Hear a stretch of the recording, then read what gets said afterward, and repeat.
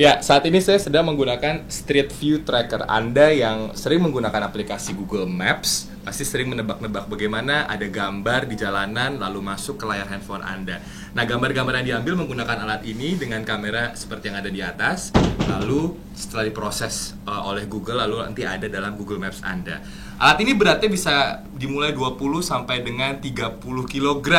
Cukup berat memang, namun melihat manfaatnya rasanya tidak menjadi terlalu berat ya. Tamar, thank you very much for the time. So previously on stage that we heard you're telling us about what Google's do for Indonesia. Can you tell me more about it, about the content and then the connection maybe?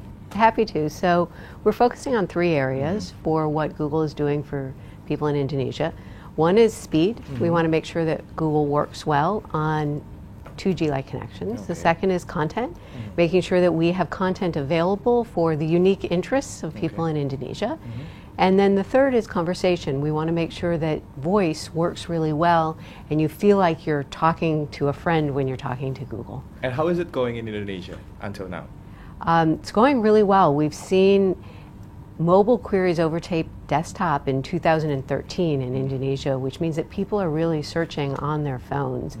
And we've also seen in the last year voice queries increase by 2x.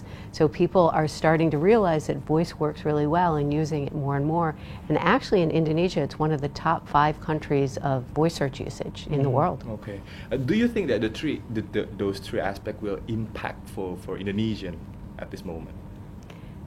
I absolutely do. I think that together, by being able to use your phone more easily in voice and being able to have a conversation and more easily find answers to your questions, plus having more locally relevant content, those combined and being able to use it when you have a 2G-like or an intermittent connection will make it much easier for people to continue to use Google as a way of finding information. Okay, and I'd like to speak about the light search. Light search.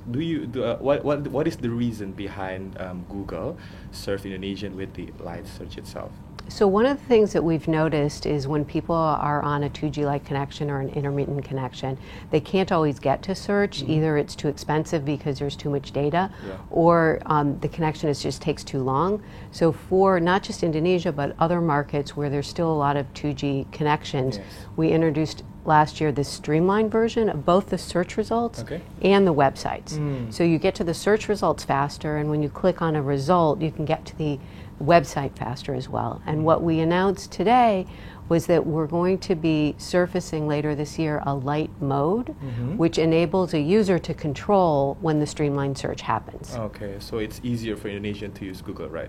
Exactly. Okay. Last question. Yeah? You've seen many Indonesians searching about anything, food and then entertainment and else. My question is, what is the most unique things that Indonesians search on Google? So each culture is very unique, and it's really exciting to see how people use Google. We were interested to see that the top recipe searches were for pastries and desserts in June. So Indonesians definitely have a sweet tooth, especially during Ramadan. So that was something that was very unique. And another thing that was very interesting when we looked at search trends for Indonesia to see since 2012, queries for academic interests have doubled. Wow. So has doubled relative to the normal increase in search volume. So people are interested in scholarship and specific academic literacy. Okay, Tamar, thank you very much for the time. You're welcome. Have a pleasant day in Indonesia. Thank you. Hi Hugh, thank you very much for the time. Thank you for having me. Kumaha damang? Do you still remember the Sundanese language? Sakitik. Okay, so we're talking about My Sundanese is terrible. It's hard, I know, right? It is a hard language. We're talking about the Google Maps. So how is it going, the Google Maps in Indonesia until now? It's going great. We're very excited about Indonesia. Making a lot of investments in the country, announced some pretty exciting things today. And Indonesia has a very big land to cover, all around Indonesia. So what is the challenge to cover all the street views around Indonesia? Yeah, so street view in Indonesia is challenging but pretty exciting for us. We've actually now covered just over 200 cities. So we've actually taken our Street View vehicles to around 200 cities in Indonesia and captured those on Street View. We've also done around I'm not sure, about 100 special collects, and that's when we go to a special place and do something, something different. So we went to Barunya, captured that, and then today we announced some collects from the east of Indonesia. So we went to Komodo Island. Did some wonderful collects there. That's exciting because it's from the underwater, right? Yes, that's right. So we actually went into some of the marine national parks. Worked with an organisation that's really great at taking these underwater photographs, and we captured some amazing marine biodiversity from near Komodo Island. It was amazing. One thing about some Indonesian residents, they have a very random number between 1, the next is 3, and then it's 5, and then 7. It's not numerical 1, 2, 3, 4, 5, 7. Right. How Google cover these things to the Google Maps? Yeah, so you're bringing up one of the really challenging problems in Google Maps, and that's helping get people from A to B when B is a little bit tricky. So we're making a lot of investments right now in figuring out how to help people navigate in places where addresses are hard. So you can expect over the next year or so to see us doing a lot more landmark-based navigation, and really helping people get that sort of last mile in places that don't have addresses. But it's one of our big investment areas in Indonesia. The thing is that in the previous time that you said on stage is about the offline maps. Can you explain more about the offline maps? Sure. So offline maps are a pretty simple idea. What we've done is we've made it possible for our users to download a map and store that map on their phone, and then they can access that map just like in the old days when we had paper maps, without having to use their data plan. And hopefully it uses a little less battery as well. So when you download an offline map, you've got it on your phone, and you can use that reliably anywhere you go, even if you don't have a connection. And then today we announced 2 new features for offline maps. So we heard from our users that they didn't want to always save their maps on their phone, that they'd like to save those on SD cards. So we've made that possible today, that you can actually download the map and save it on an SD card. We've also added another new feature, and I know when Indonesians go into coffee shops and restaurants, the first thing they ask for is the Wi-Fi password. True. And we've made it possible to use Google Maps with only Wi-Fi. All right. So you can turn that on, and then if you've got the offline map, that's gonna work great in a Wi-Fi mode too. Okay, nice. And then if we're talking about Google Maps, it's not only used by Indonesian to find address or buildings, but also by some of the new application here like Gojek and then Grab and then Uber. How do you see the trend itself? I think it's pretty exciting. I mean, as the world becomes more urbanized, as people move towards cities, they want new ways to get around. So they want to get from A to B, and they want lots of choices. So we're excited about that. And what we announced today was a partnership with Gojek and Grab, where when you open Google Maps, you've not only got the choice to drive or walk or take a bus, but you've also got the choice now to use Grab and Gojek to get from A to B. And so if you're a user in Indonesia today, you can now open Google Maps and you will get the choice of using Gojek or Grab to get from A to B in Google Maps. And we give you an estimate of the time it'll take for those guys to get to you, an estimate of the fare, and then when you tap, you go out to the app and take your ride. As easy as that. Easy as that. Okay. Last question. Can you tell us more about the growth of Indonesians using Google Maps from last year maybe or the past 2 years until now? Is it growing that fast or not really impressive?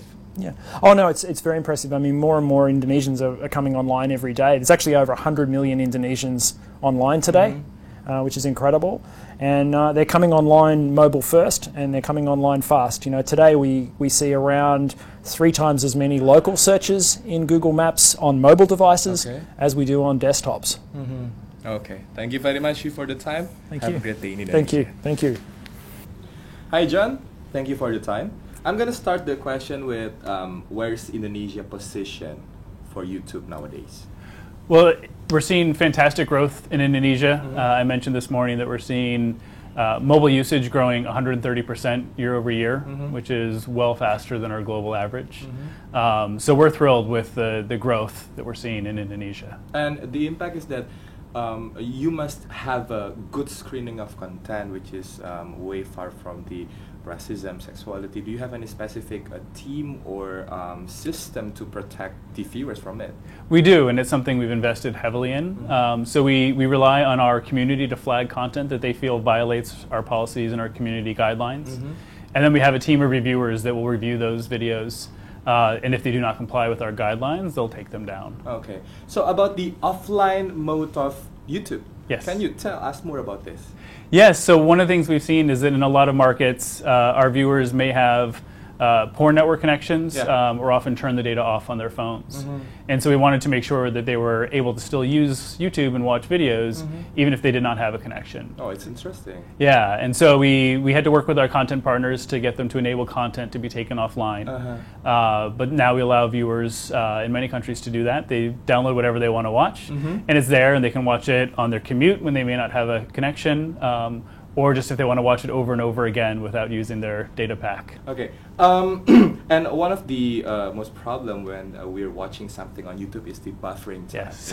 Has been always our problem nowadays. How YouTube prevent this problem? Yes, so offline actually is one of the tools we have. So you can download the video and then it's there on your phone, and so it won't buffer because you have the whole video there. Of course.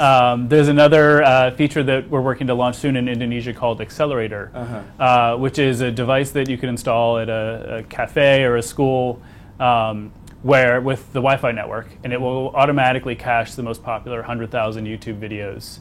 And then anybody that's on that Wi-Fi network will be able to watch those videos with no buffering. So what is the most interesting, or what is the most videos that Indonesians specifically looking for on YouTube? I don't know specifically. I know that we're seeing a lot of success from local Indonesian creators. Okay. So I was talking with Edozel, with Vindi, with Kokbisa, who are very successful creators on YouTube. And it's a wide variety of content. Edo's a comedian, Vindi does beauty vlogging, and Kokbisa does educational animations. So it's not only the viewers, but also the makers of the video itself increasing in Indonesia, right? Absolutely both. They go hand in hand. So what is the challenge of YouTube's penetration here in Indonesia until now? A large one has just been the network capability. So 40% of Indonesian smartphone users are on 2G networks. Okay. And it's difficult to stream video on a 2G network. And again, the data can be expensive for people as well. And so that's why we're constantly working to find ways to make it higher quality, cheaper, and more convenient for people to watch. Last question. So what's next from YouTube for Indonesian YouTubers or people who loves to watch YouTube? So just continuing to improve the ability to access YouTube easily and cheaply, helping support our local creators and help them build thriving channels and businesses on YouTube, and just continuing to make the product better. Okay. Thank you very much, John, for your time. Thank you. Enjoy Indonesia. Thank you. Thank you. Terima kasih. Terima kasih.